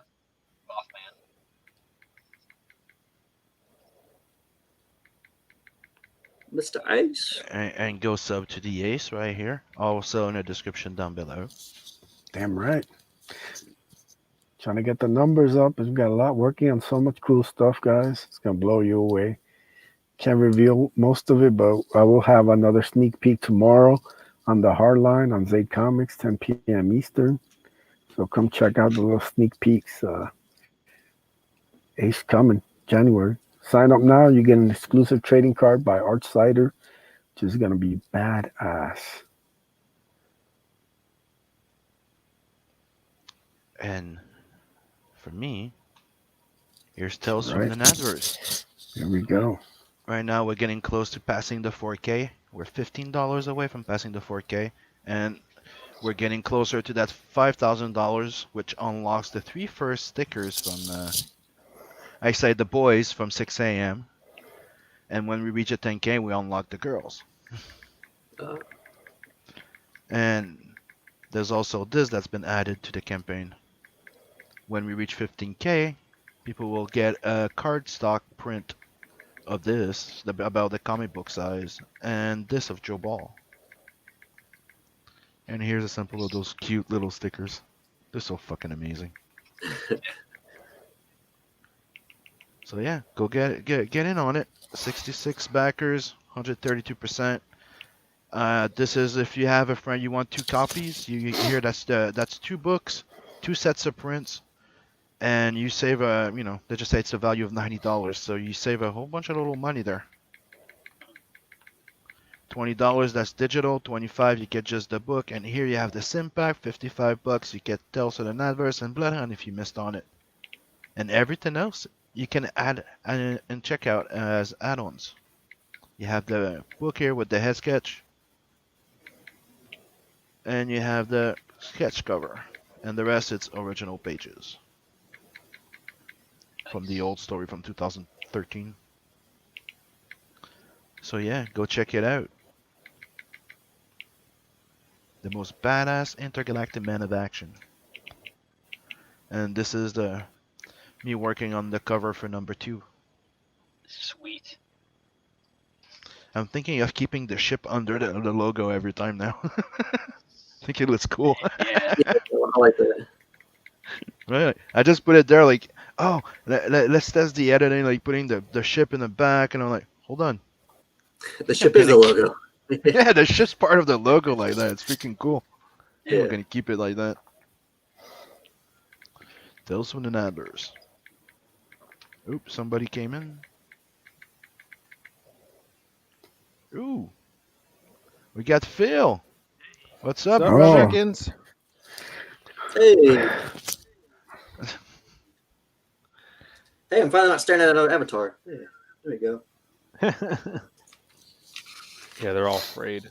You're coming in when we're about to sign out. Well, I'm ready No, to it's draw. not it. Hey. So you're ready to draw? So we're gonna There we stretch it a go. little bit more. Beacon. No, I don't care. You guys get close. I was gonna draw anyways. Beacon I ain't, couldn't find Beacon the, ain't afraid of no ghost. couldn't find my Go ahead. pen. You can come down to my house. Big ghost hunting.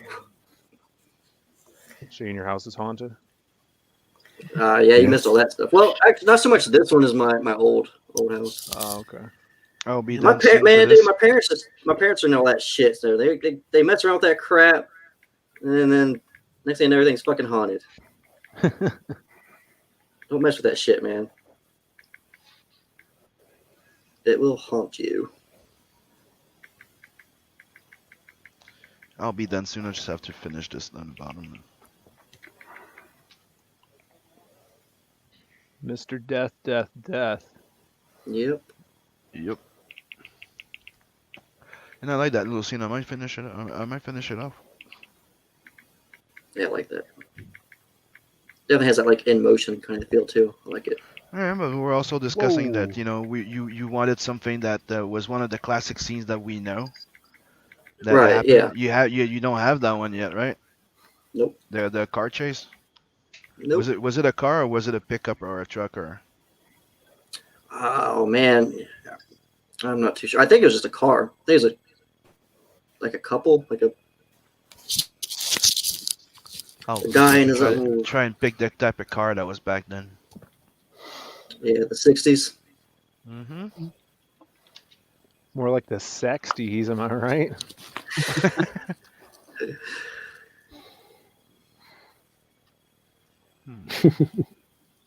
Joe, do we gotta watch the playoffs this year? Is that what we gotta do? Let's see where it says the Reds made it. All right. I haven't watched baseball for a while though, Joe. I wouldn't even recognize. I don't know the players anymore. I did the same thing with the Bengals, man. I was following them for a couple years and then changed so many people, coaches. I saw what you said, putting in the comment. Talking about the Reds in the America's playoff. national pastime. Yep. Because me, I always remember them I always wonder why does he call the Mothman always look like an owl more than anything usually. Because he's a giant moth. Yeah. Agree there, JB. I agree. It's definitely baseball's boring. Now, you know what? I didn't mind going to baseball. I didn't go to too many baseball games, but I didn't mind the ones I went. It's definitely funner to watch than actually watch. Or it's better to be there than watching TV. I'm researching and I saw the cover of Mothman. You know the movie, Mm-hmm. the Mothman of Point Pleasant or something like that. Like, looks more like an owl. Like, what the fuck? Yeah, it just And it I'm gets looking at the other stigma ones after and a the other, while. and I'm looking at the statue that looks more like a Mothman.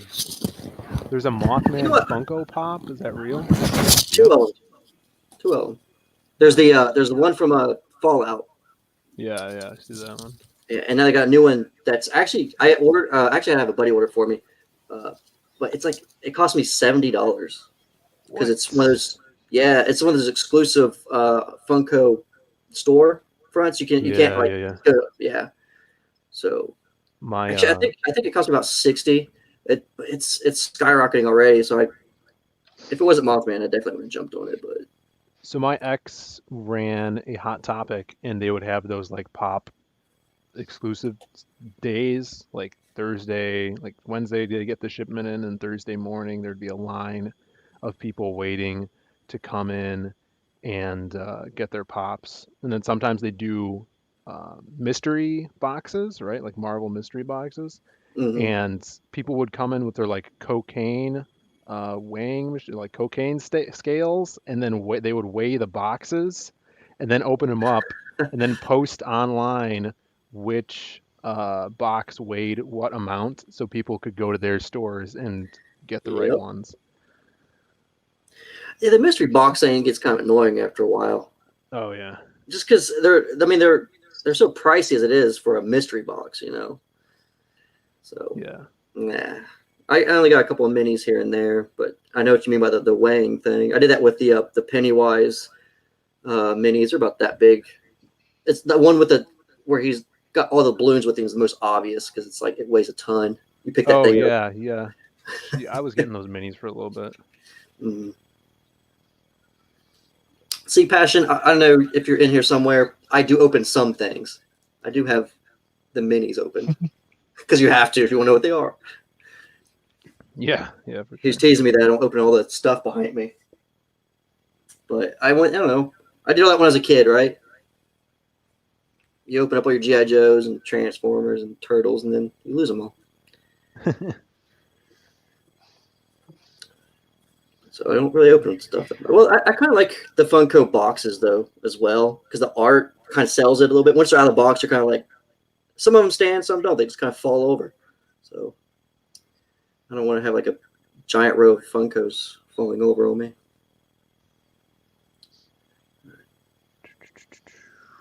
Dude, I'm excited for the Mothman, and I want to know where Me too. this where these stories go. Is there going to be more? Well, Phil, if you were here at the beginning when we discussed this, that would have been important. But yeah. Saying, why are you re-asking all these questions, Phil? Yeah. So tell us, Shane, about these ghost stories. Well, let me recap the last hour and a half for you. No, but yeah, I definitely want to continue it. I say Joe's not the biggest urban legend guy. We just kind of came to terms with a project where, since we're all from Ohio, that we can kind of fill later than me. Oh, but that ties us in together. So I was like, you know what, let's do Mothman. I love horror stuff. I con these guys into doing it. But I do have it to where the story goes on from just book one. But it's hard because I don't want to. It's like trying to describe a ghost story without giving too much away. When you have a horror book, it's not like a superhero. Like I can't be like, this guy's powers this event happened. You know what I'm saying? So Right. I can't talk too much about. If you look at what the Mothman is, you get an idea. The TNT bunkers, the collapse of the bridge. Was he evil? Was he not? So there's already a history of the Mothman that you can dig into. I do want, like I say, for those who might just jump there late, I do want a Creature of the Black Lagoon kind of monster feel, though. I don't want the spiritual side of the Mothman that was interpreted in the movie. Even though I like the movie, I want to see fucking Mothman. Yeah. You know? Yeah, for sure. I want to see Mothman chasing people, good or bad. Whatever the intentions may be, because you have that side of the story that doesn't really get told. Like, yeah, we get the bridge collapsed, and he may have been there to warn people. But what about the sightings where people's like, no, this asshole ate my dog. That's my favorite story. Like I was watching a movie like at the theater and he chased us out. Yeah. Like I was just taking my this is walk, about- my dog on a walk so he can piss, and then this giant Yeah. jacked moth guy just came in and Going with it. snatched them. It's like, what the fuck? Yeah. You got the whole TNT bunker thing. You get the whole military thing. You can explore with it, and But I honestly I wanted to bring in a little bit more of the urban legends as well, like leave room, I should say, to where I'm going to be able to tie more in to work with the story. Because like I said, there's not much to Mothman. You had the stuff in the 60s, and then that's it. It's almost like the Bigfoot thing. What do you got besides a guy who walks around in the woods? Nobody really even does anything with him. The guy's been around for fucking ever. We'll definitely be doing something with Bigfoot. Oh yeah, apparently hentai or some shit. What the hell you were talking about? Look, don't make this weird, Shane. All right. It's just a Bigfoot, bang island. She's not worried about that. Yeah. Just Nothing. Giant, hairy, nasty couple Bigfoots. blondes. Just mating with mud mermaids. That's where actually that's where I'm mermaids are going. going to be huge in 2021. Mothman's going to just gather people and take them to Bigfoot fuck island. And they're all going to just fuck each other and create more urban legends. The island of fuck monsters or something. I don't know. You have such a pervert in mind. I'm saying this. Always taking it to the gutter, Shane. Yeah. This is an island of consenting adults.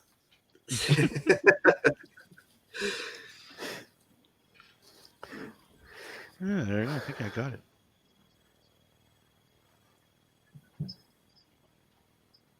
Trying to remember humanoid a bit in the face. because that one's like it kind of looks like a men thing or swamp thing, men thing. Yeah, man. Yeah, thing. yeah. Never that's speak why I of went- man thing. So that's rip why off I'm the like- swamp thing. Let's try something a bit different. Pull more of the Yeah, insect in the mouth. See, you're gonna slick him. hmm You have to. I don't know what the fuck that is, but that opens up and you're gonna see the teeth there. Yeah, gotcha. Yeah, say man, it's been really cool just seeing people's interpretations so far. Yeah.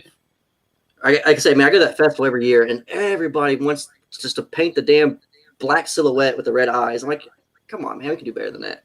Yeah. So, You the other way around. I want to do black eyes.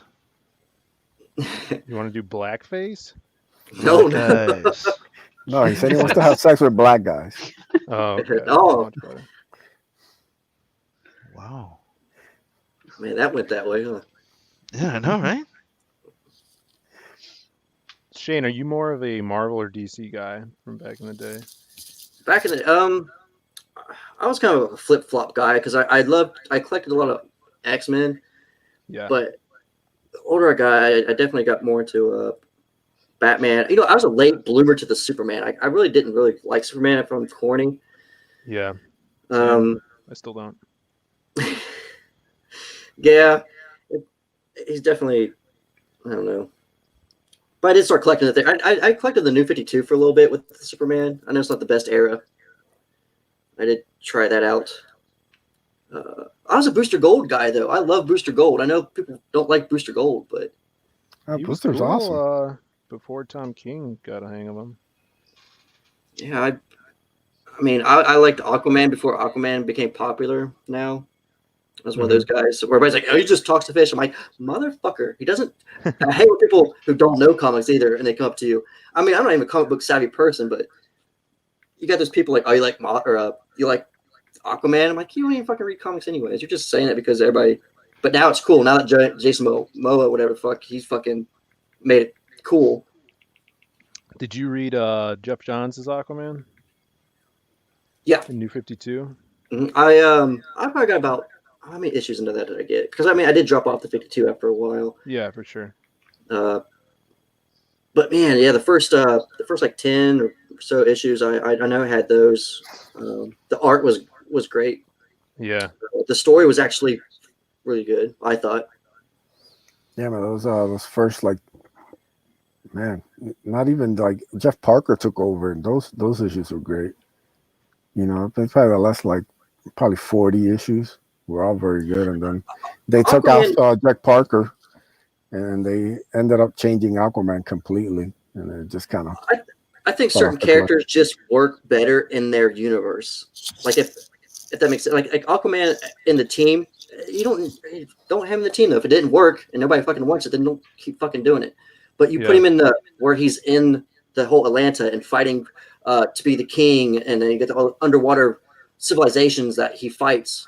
Just tell us those stories, and we're fine. You know, you Right. don't have to bring in the Supermans and the Green Lanterns, and then make it, you know, uninteresting for a character. My opinion, but some No, people I I just like their universes. Like they don't need the extra shit. So I don't know, but yeah, I like the Aquaman and like I say, Booster Gold's. I think it was before the 52, right? Where he does the whole time traveling thing, or was it during? Mhm. 52? Yeah.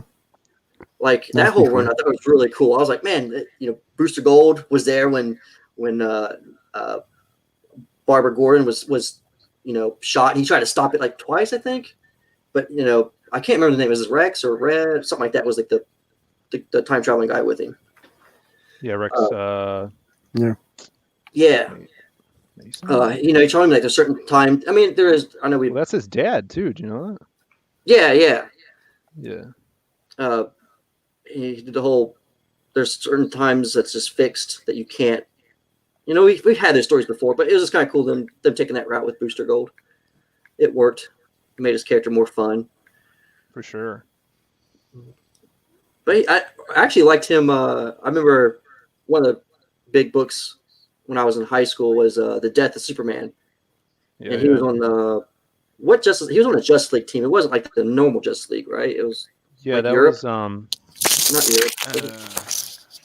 Justice League international, right? Society, international. International. Yeah. Yeah. Yeah. And when Doomsday like puts his head in the door and starts fucking slamming it, I'm like, oh shit! You know, Yeah. when that shit mattered, you know, you're like, oh, like fuck, man, Doomsday. He They almost kicked killed his him. ass, man. Yeah, that was definitely one of those moments in comics that just really excited me. For sure. Yeah, that was a huge deal. I mean, like, I didn't even collect comics, and my dad bought that for us because it was such a big deal. And I mean, Hmm. he must have bought it for my brother because I was an infant, I'm sure. I'm pretty sure I was in high school when that Yeah. was going on. And I actually didn't collect comics at the time myself. I mean, I had issues here and there. I was just before Shane had a job. It's like sophomore year, maybe freshman. So, you know, I'd get comics from my buddy. He let me borrow them, and I got to borrow a bunch of those. I collected some Spider-Man. I did enjoy Spider-Man here and there. So I didn't have the money growing up to read story by story. So I think it's kind of a thing that got me out of comics there for a while during the 52 and stuff. Like, I always got ahead of myself. I wanted to collect everything. Mm-hmm. Mm-hmm. But at the same time, like, if you don't have a good story going, I just feel like I was starting to sink my money into just nothing. Like, you know, Right. I'd get 24 pages, but you didn't leave off with anything that was interesting. And I said that's why I gravitated towards the Aquaman, at least for the 52, because I at least felt like out of the new 52, that was a story that was doing something. You know, Mm-hmm. I felt like it was, you know, that was a whole weird reboot, anyways. Because I remember my buddies were trying to. I even think Joe was even trying to explain it to me at that time, like it's not a complete reboot, but it's a reboot, and some stuff's canon, Right. and some stuff's not. I'm like, the whole point of it was to for like people like me who don't really collect to jump in and have a starting point, but it was still confusing as shit. Well, what they did is they kind of just plucked and picked and chose what they were going with, what was Yeah, and canon. They're like, oh, we like this Batman stuff, so they still fucked it up. yeah. It still ended up being a big mess of like trying to figure it out. I was like, okay, never mind. Right. That's why I stuck with Aquaman, because at least, like I say, it didn't. He didn't have much going on besides his little story. And Booster Gold. I think that's when Harley Quinn started getting like her own big move Oh too. yeah, for Right? sure, man. You Was it couldn't go to a convention without seeing 900 Harleys. She had Yeah. her own title. She was leading the Suicide Squad, which And really, if never they didn't do happened. the Deadpool thing with her, she would have been fine for me. Like, but I feel like Deadpool was getting just as big at the same time, Right. Yeah, so yeah. they tried to make her as witty, and I don't know, just it didn't feel like Harley Quinn after a while. Well, recently you had that like I had not been collecting the new stuff, but Neither have I. Sam Humphries wrote one where it was basically Deadpool, where she was breaking the fourth wall. She was going into like versions of the DC universe from years ago, and interacting with herself and stuff.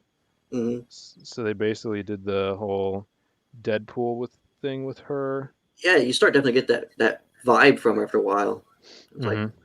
that's the best you can do with that character. I mean, she has that whole cool backstory. I would like to have seen a darker version of Harley instead of like this ditzy. I mean, I know she had kind of that Mr. J kind of thing in the Sure. when she was invented, but we knew she was a psychiatrist at the same time. So part of it is an act in a sense. It's like the Hmm. Joker. The Joker can be funny, but it's a cynical. He still fucking knows what's going on. I mean, he's not an idiot. I feel like Harley Quinn's been turned into an idiot more than Mm-hmm. a sophisticated, Yeah. smart person, that she is. They dumbed her down to a box of rocks half the time. I'm like, who's good with a gun because the writer Oh has yeah. it that way. I don't know. I just that character could have been something really good. Still can be. I mean, shit gets rebooted all the time. But yeah, I really don't collect the Harley Quinn. I really don't collect much comics. I used to collect Spawn comics, Oh yeah. but Here and there. Yeah. I had the Batman Spawn crossover. Dude, that was that And- last panel. Yeah, Yep. What was and the then last probably panel? Batman hits him in the face with a batarang. Yeah. I still remember I had that one too. Yeah. Yeah, I think one of my younger siblings probably tore it to pieces. And it's probably worth like $100 or now something. Probably. I used to have it too. Yeah, I don't have it anymore.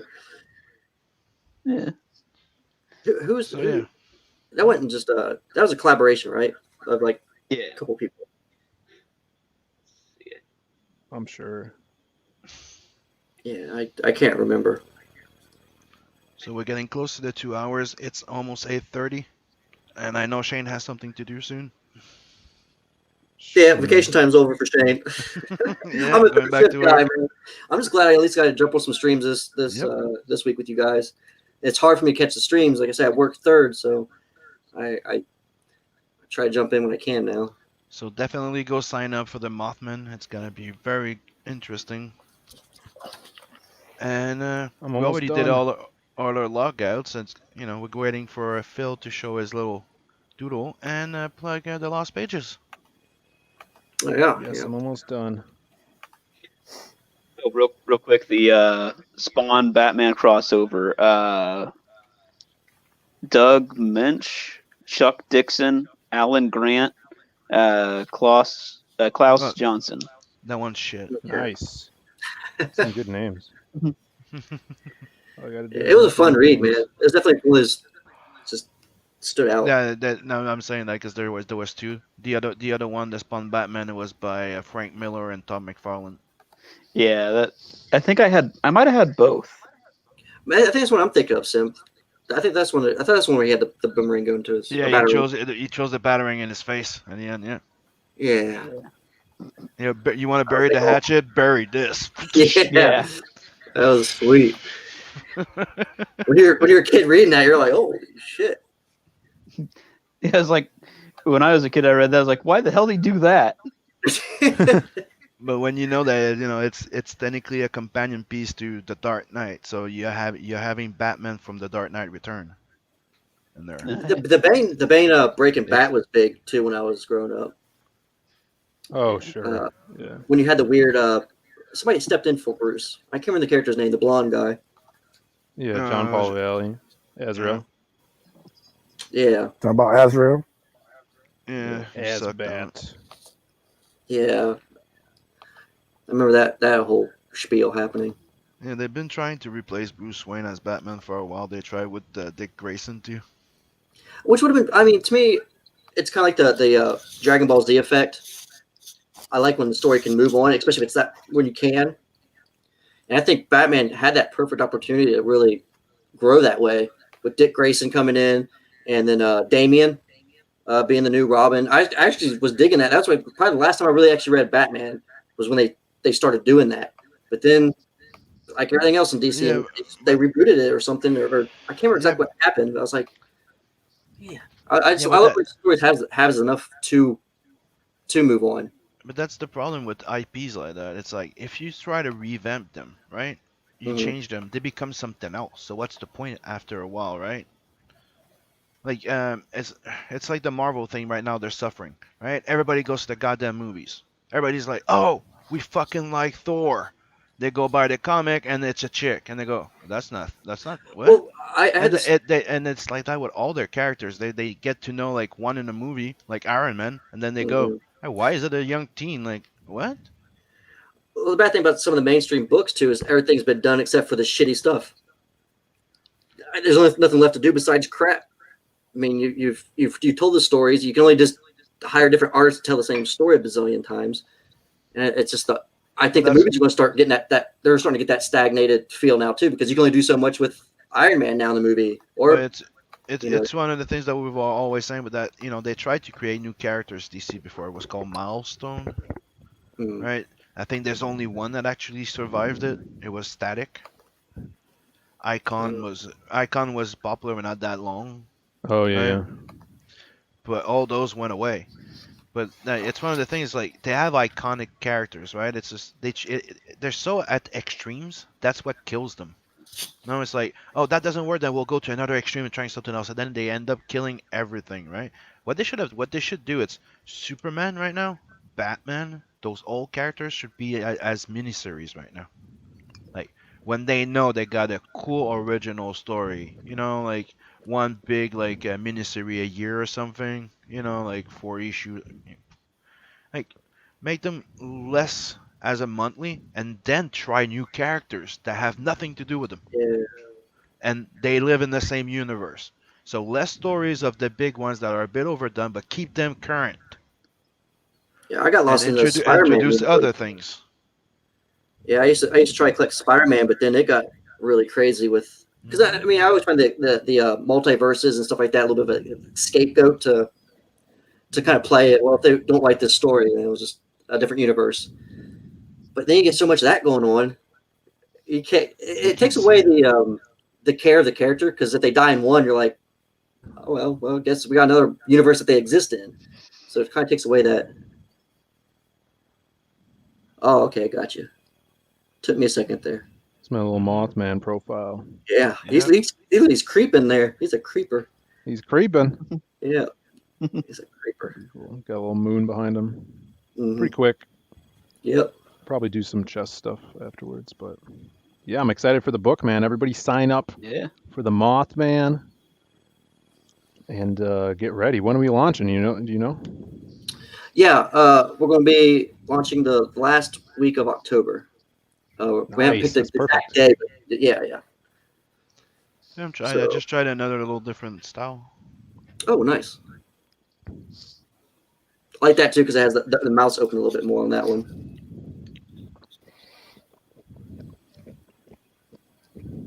So boom. So let's Sweet. close down. So where can we find you, Beacon? On Twitter at the number 7 Legions Beacon, on YouTube at Michael Beacon. You can check out 7legions.com to learn more about the 7 Legions universe, and back 7 Legions on Indiegogo right now. And Ace? Yeah, you can find me on Twitter at Edwin Aces, on my Drawn Aces YouTube channel. You can find my Pro Wrestling, Indie Wrestling Matters channel also if you're a fan of independent pro wrestling. And you can always catch me on the Hardline, Mondays, 10 p.m. Eastern on Say Comics channel. Yeah. And you, Phil? You guys could find me on Twitter at Zade Comics or at Phil Pops. Definitely go back at the Lost pages. We're getting super close to printing everything and shipping everything out. So you guys don't want to miss that. We sent all the cards out to be printed. So we got some killer trading cards. And yeah, other than that, find me on Zade Comics on YouTube. Definitely sub to that. And you, Shane? Oh yeah, you can find me on Twitter, Facebook, Shane Mess. I should pop up. YouTube, King Toad Comics. I should pop this up as well. And yeah, should be easy to So, find. Shane Mess. Sign up for the Mothman mailing list. Yep, sign up for the Mothman. Sign up for the Ace mailing list. Sign up for all the mailing lists. Yep. Mailing Don't list for forget- everybody. Don't forget to like, sub, and share. When I reach 500K, I'll be giving away one of the variant cover that I have left, and three sketch cards. So Nice. get on sharing the link. So see you all, and go check out Tales and Adverse, and grab yourself a copy. We have only 30 days left, so let's get this done. Mhm. Get it going. So I'm gonna close with my campaign, with my video, if you don't mind me. Hell yeah. Let's make sure that I'm sharing with audio. And bingo. So have a good night, everyone. See you all next week.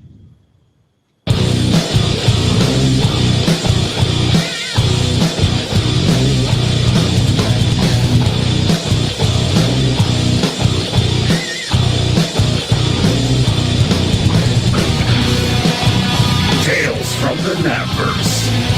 This ongoing anthology collects short stories introducing characters within the Napverse and are all connected to the main series, Nap the Merc.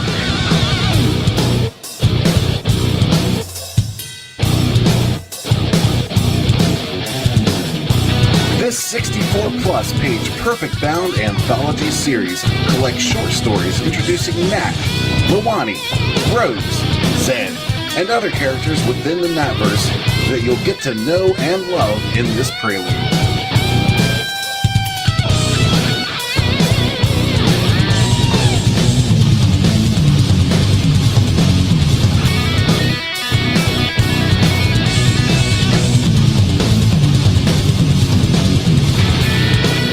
This volume contains 2 previously published Nat stories, as well as a previously published Helena Rose stories, introducing you to those characters.